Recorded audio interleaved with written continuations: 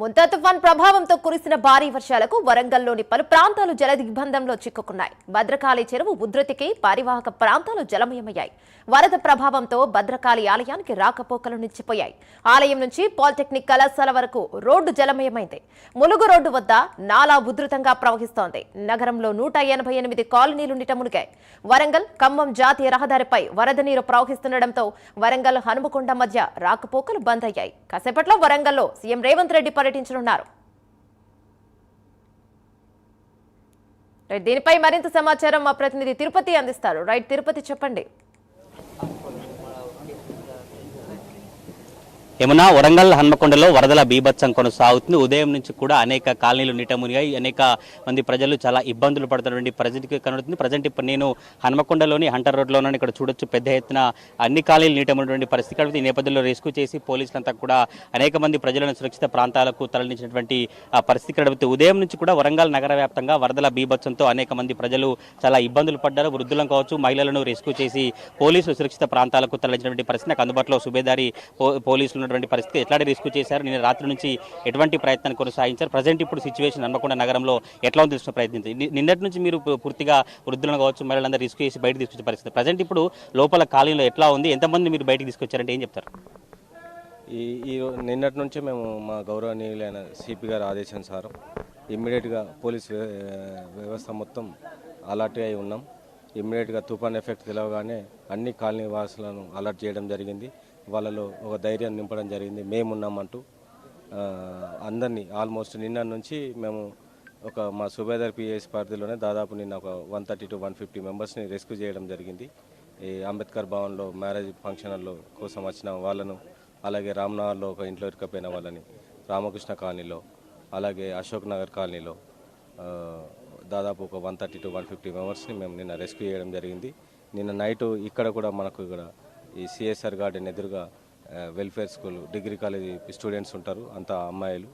వాళ్ళకు వచ్చి నేను, మా ఎంఆర్ఓ గారు, మా అందరం అధికారులం అందరం వచ్చి వాళ్ళలో ఒక మనోధైర్యం నింపి మళ్ళీ ఎప్పటికప్పుడు వాళ్ళతో మాట్లాడుతూ వాళ్ళను ఏ విధమైన ఇబ్బంది ఉన్నా మేము ఉన్నామంటూ వాళ్ళలో ధైర్యం నింపి మళ్ళీ మార్నింగ్ నుంచి వాళ్ళందరినీ దాదాపు 473 స్టూడెంట్స్ని సురక్షిత ప్రాంతాలకు తరలించడం జరిగింది.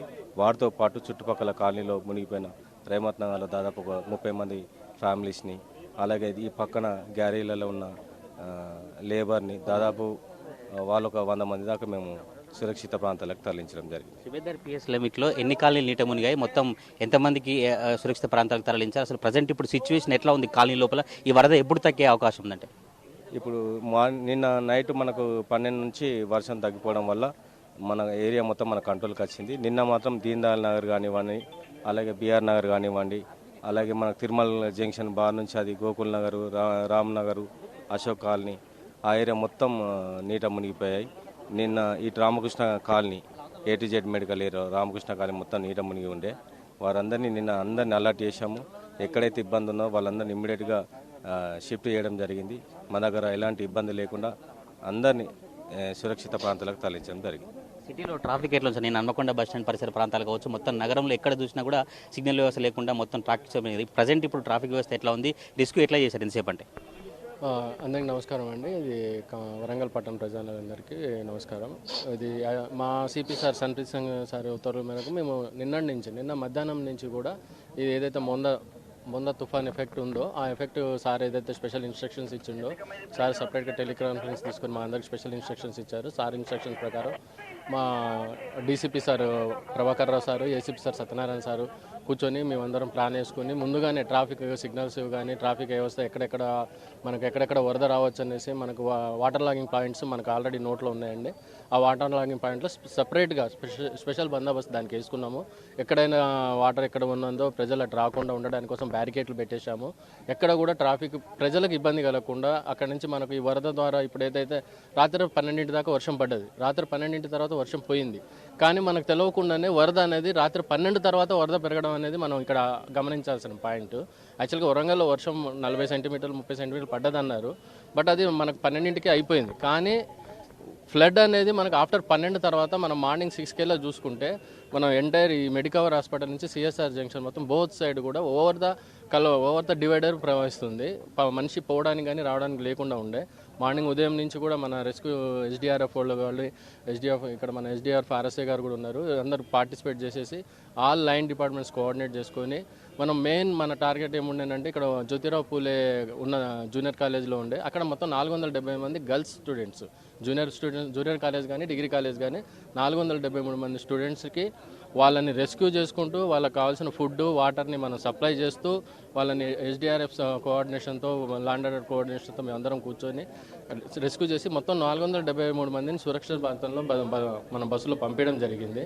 అది కాకుండా మన శిబదారి ఇన్స్పెక్టర్ గారు చెప్పినట్టు మొత్తం 13 మంది సివిలియన్స్ అయితేంది, 22 మంది ఫంక్షన్ హాల్ అయితేంది, ఇక్కడ మొత్తం కూడా 52 మందిని మేము సామాన్య ప్రజల్ని కూడా రెస్క్యూ చేసి బయటికి తీసుకొచ్చి వాళ్ళు అటు వెళ్తారంటే సిఎస్ఆర్ వెళ్తారంటే అటు, హన్మకొండ వెళ్తారంటే ఇటు మొత్తం పంపించడం జరిగింది.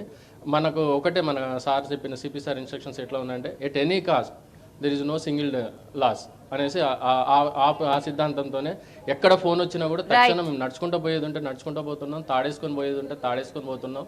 అక్కడికి వెళ్తున్నాము. ఇప్పుడు ట్రాఫిక్ అనేది మనం ఒకటి కంట్రోల్ వచ్చింది కానీ ఇమీడియట్ ఇప్పుడు వాటర్ రిస్టోరేషన్ అయ్యేదాకా మనం వాళ్ళని రెస్క్యూ చేయాల్సిన బాధ ఉంది. కాబట్టి ఎక్కడెక్కడ చిక్కుకుపోయినారు, ఏమన్నా ఫోన్స్ వచ్చినా 100 డైల్ వచ్చినా ఇమీడియట్గా వెళ్తున్నాము. వాళ్ళు వీళ్ళు అని కాదు, మొత్తం ఆల్ లైన్ డిపార్ట్మెంట్స్ కోఆర్డినేట్ చేసుకొని వర్క్ చేస్తున్నాము. మన నోటీసులు అయితే ఇంతవరకు ఏది సింగిల్ లాస్ లేదు ఇక్కడ ఈ ఏరియాలో. బట్ ఫ్లడ్ అనేది మేము ఈవినింగ్ 4-4:30 కల్లా మనకు కంట్రోల్లోకి వస్తుందని మేము భావిస్తున్నాం. పోలీసులు రిస్క్ చేసి కొంతమందిని బయట తీసుకుని సురక్షిత ప్రాంతాలకు తరలించినటువంటి పరిస్థితి కనబడుతుంది. హన్మకొండ హంటర్ రోడ్ని హాస్టల్ కావచ్చు, మిగతా ఈ సంతోషమాత కాలనీ కావచ్చు, ఇతర కాలనీ సంబంధించిన వారందరినీ కూడా సురక్షిత ప్రాంతాలకు తరలించినటువంటి పరిస్థితి మనం విజువల్లో చూసినాం. ఎస్డిఆర్ఎఫ్ ఎన్డీఆర్ఎఫ్ టీం అంతా కూడా బోట్లతో వరద ప్రభావిత ప్రాంతాల ప్రజలను సురక్షిత ప్రాంతాలకు తరలించి ఎటువంటి ప్రాణ నష్టం చేయకుండా సహాయక చర్యలు కొనసాగించామని పోలీసులు చెప్పినటువంటి పరిస్థితులు కనబడితే ఇంకా హన్మకొండ వరంగల్లో వరద బీభత్సం అయితే కొనసాగుతా ఉంది. ఏమన్నా